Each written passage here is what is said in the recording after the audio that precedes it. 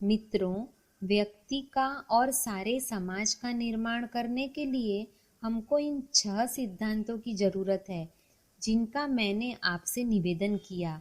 यज्ञ का यह कौन सा पक्ष है? ज्ञान पक्ष।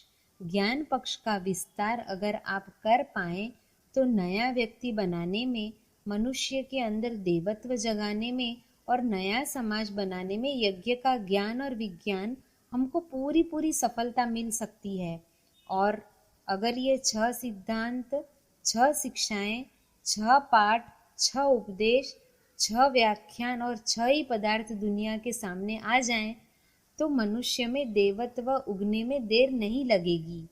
यह 5 अध्याय वाली सत्यनारायण की कथा है। गुरुजी, अभी तो आप 5 कह रहे थे। बेटे, 5 कह ले, 6 कह ले, बात एक ही है। परिग्रह और वितरण, अपरिग्रह और वितरण दोनों जुड़े हुए हैं। नहीं साहब, वे 2 हैं। बेटे, 2 मान लीजिए, 6 मान लीजिए, आपसे कौन झगड़ा करेगा? बस बात खत्म हो जाती है।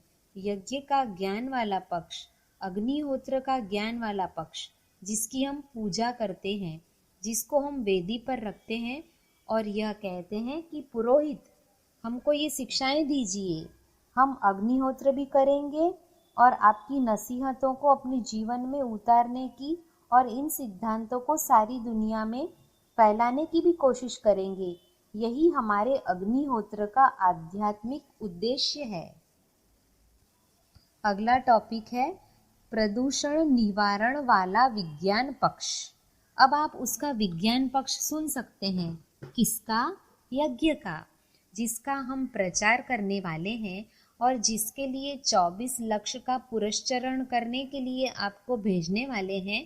हर जगह आपको यज्ञ करने का और यज्ञ कराने का मौका मिलेगा और आपके व्याख्यान करने पर जनता आपसे पूछेगी कि किस लिए आप हवन करा रहे हैं, हवन से क्या फायदा हो सकता है। ज्ञान पक्ष के नाम पर ये बातें जो मैं आपसे निवेदन कर रहा हूँ, आप लोगों को बता सकते हैं। अब यज्ञ का एक और पक्ष शुरू होता है। यज्ञ का, अग्निहोत्र का विज्ञान पक्ष क्या है बेटे? यज्ञ का विज्ञान पक्ष यह है कि हम संसार में गंदगी फैला रहे हैं। आप इस संसार को मान लीजिए कि यह एक अच्छा खासा तालाब है। इस तालाब में हमारा क्या काम है? जिस दिन से हमने जन्म लिया है उस दिन से गंदगी फैला रहे हैं। कैसी गंदगी फैलाते हैं? हमारे शरीर में जितने भी सुराख हैं, सब गंदगी थूकते रहते हैं।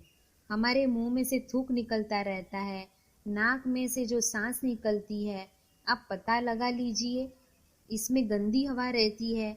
हम ऑक्सीजन खाते रहते हैं और हमारी नाक बराबर खराब हवा थूकती रहती है। हमारे मुंह में से बदबू निकलती रहती है और कफ निकलता रहता है, लार निकलती रहती है और पानी निकलता रहता है और नीचे वाले हिस्से तो निरंतर गंदगी फैलाते रहते हैं। हमारा एक सुराख टट्टी फैलाता रहता है और एक पेशाब उगलता रहता है, दूसरे छिद्र पसीने की बदबू फैलाते रहते हैं। हमारे शरीर में इतने ढेरों के ढेरों सुराख हैं जो सब बदबू निकालते हैं। आदमी क्या निकालता है? बदबू। आदमी क्या है? बदबू।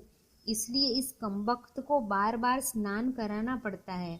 कभी तेल चुपड़ना पड़ता है, कभी कोई पाउडर चुपड़ना पड़ता है, कभी इत्र फुलेल चुपड़ना पड़ता है। अगला टॉपिक है दुर्गंध फैलाता है मनुष्य। मित्रों, यह बदबू का टोकरा है। कहीं ऐसा न हो कि इसकी वास्तविकता का पता चल जाए, इसलिए इसके ऊपर लीपा पोती करते रहते हैं। गंदी जगहों पर फिनाइल डालते रहते हैं, जिसकी गंध की वजह से बदबू दब जाती है। फिनाइल डालने का यही मतलब है ना? हाँ साहब, यही मतलब है। और बेटे, यह जो सेंट लगाते रहते हैं, किस लिए लगाते हैं? इसलिए कि इस शरीर से 24 घंटे जो बदबू निकलती रहती है, उस बदबू का किसी को पता ना चले और यह बदबू खुशबू में चली जाए। अच्छा, तो आप चालाकी कर रहे थे। बिल्कुल, हमारा और कोई मतलब ही नहीं था। नहीं तो हम सेंट क्यों लगाते, हम सुपर लक्स क्यों लगाते? हम तो इसलिए लगाते थे कि 24 घंटे यह जो बदबू निकलती रहती है, इसे किसी तरीके से दबाएं तो सही और लोगों को पता न चले, मालूम न पड़े। सांस में से बदबू आती है, इसलिए पान खाते हैं, इलायची चबाते रहते हैं और बहुत सी चीज़ें चबाते रहते हैं, क्योंकि हमारे मुंह में से बदबू निकलती रहती है, जिसकी किसी तरीके से रोकथाम हो जाए। अच्छा, अब मैं समझ गया। 24 घंटे बदबू उगलने वाला इंसान सारी की सारी हवा में कितनी गंदगी फैलाता होगा। अगर कभी आप बैठें और गणित के हिसाब से देखें कि हर क्षण इन सारे के सारे सुराखों से, जिसमें पसीने के सुराख भी शामिल है, कितनी सारी बदबू निकलती है और आदमी अपनी संपूर्ण जिंदगी में कितनी सारी बदबू निकाल देता है। अगला टॉपिक है, यज्ञ एक प्रकार से सफाई टैक्स है। मित्रों, आपके शरीर में से 24 घंटे बदबू निकलती रहती है, आप इसका सफाई टैक्स अदा कीजिए। सफाई टैक्स आवश्यक है। हाँ भाई साहब, सफाई टैक्स आवश्यक है। यदि सफाई टैक्स आप नहीं देते तो चुंगी वाला आप गिरफ्तार करेगा, समाज आपकी निंदा करेगा और आप आध्यात्मिक दृष्टि से भी गुनाहगार साबित होंगे।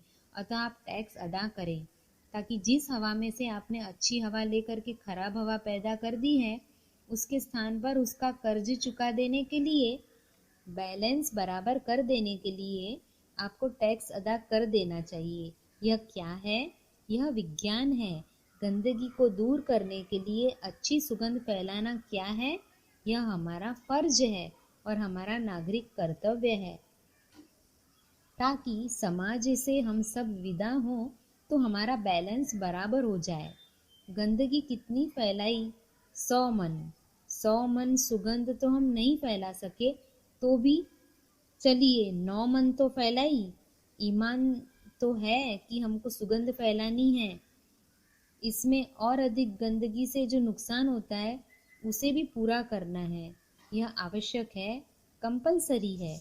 इसलिए हमारे यहाँ बताया गया है कि हर आदमी के लिए यज्ञ एक आवश्यक दैनिक कृत्य है, क्योंकि आदमी गंदगी नित्य फैलाता है, इसलिए सुगंध के लिए भी नित्य प्रयत्न करना चाहिए।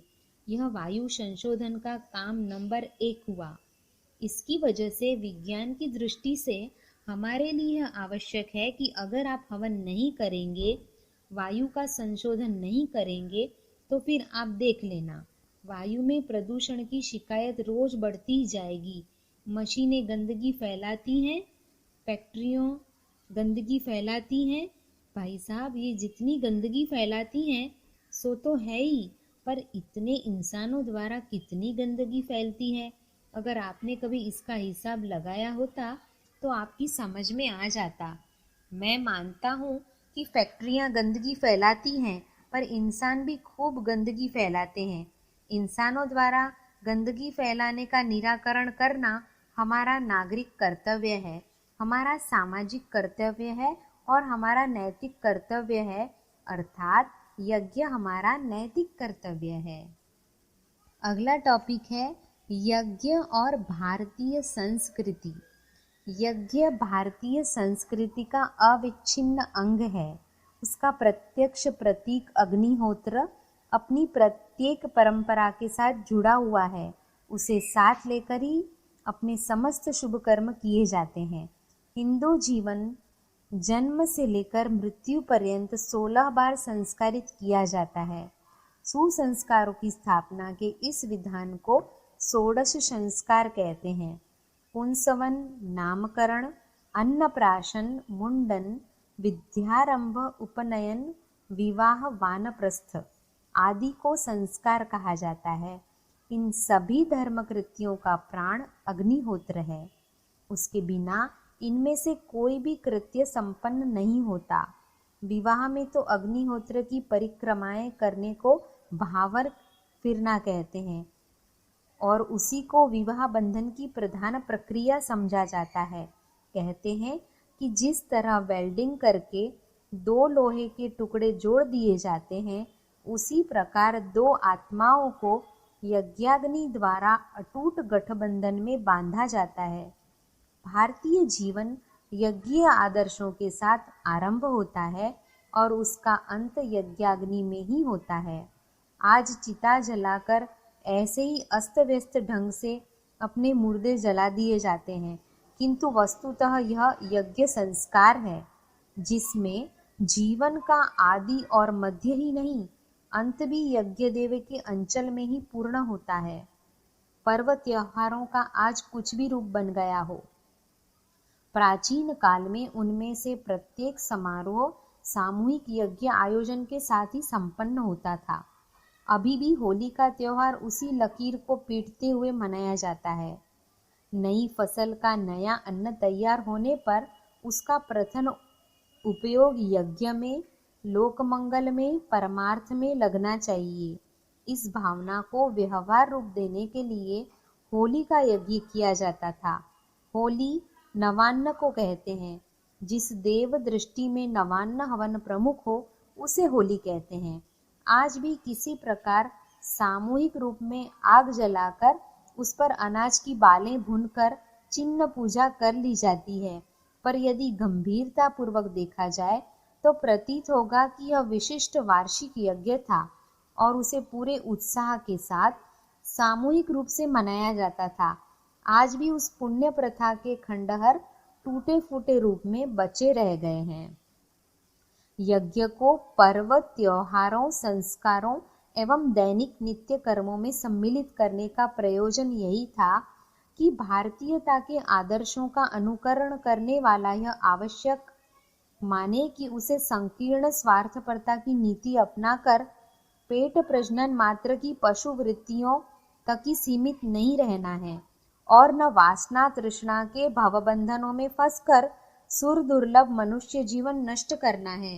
यज्ञ अपना आदर्श है। हम सिद्धांतों के लिए, देव परंपराओं का अनुसरण करने के लिए, लोक कल्याण के लिए जीवित रहेंगे। ऐसी रीति नीति अपनाएंगे जिससे मानवता का गौरव बढ़ सके एवं देश, धर्म, समाज, संस्कृति के उत्कर्ष में योगदान मिल सके। इसी लक्ष्य को निरंतर ध्यान में रखे रहने के लिए बार बार छोटे बड़े यज्ञ आयोजनों की व्यवस्था की जाती थी। हमारे आज के गायत्री यज्ञों में भी यही प्रेरणा जनमानस में उतारी जानी चाहिए और उन आयोजनों द्वारा समाज में ऐसी चेतना उत्पन्न की जानी चाहिए जिसमें सर्वत्र आदर्शवादी चिंतन, कर्म एवं व्यवहार को प्रश्रय मिल सके। यज्ञ किए जाएं और उनमें किसी भी रूप में सम्मिलित होने वाला व्यक्ति यज्ञीय जीवन जीने का उत्साह प्राप्त कर सके, ऐसा वातावरण बनाया जाए। यज्ञीय विधि विधान संपन्न करने के साथ साथ वैयक्तिक एवं सामाजिक जीवन के प्रत्येक क्षेत्र में उस आदर्शवादिता की स्थापना की जाए जिसके लिए तत्ववेत्ताओं ने इस महान प्रचलन का प्रादुर्भाव किया है। वैयक्तिक जीवन में से असंयम एवं अनाचार को ढूंढ निकाला जाए और उसे मेध, अश्वमेध, नरमेध आदि की अलंकारिक प्रेरणा दोहराते हुए यज्ञाग्नि में झोंक दिया जाए। इसी प्रकार सामाजिक कुरीतियों, मूढ़ मान्यताओं एवं अंधविश्वासों को जन्मेजय द्वारा आयोजित नाग यज्ञ की पुनरावृत्ति करते हुए आहुति रूप में होम दिया जाए। यही देव दक्षिणा का स्वरूप है।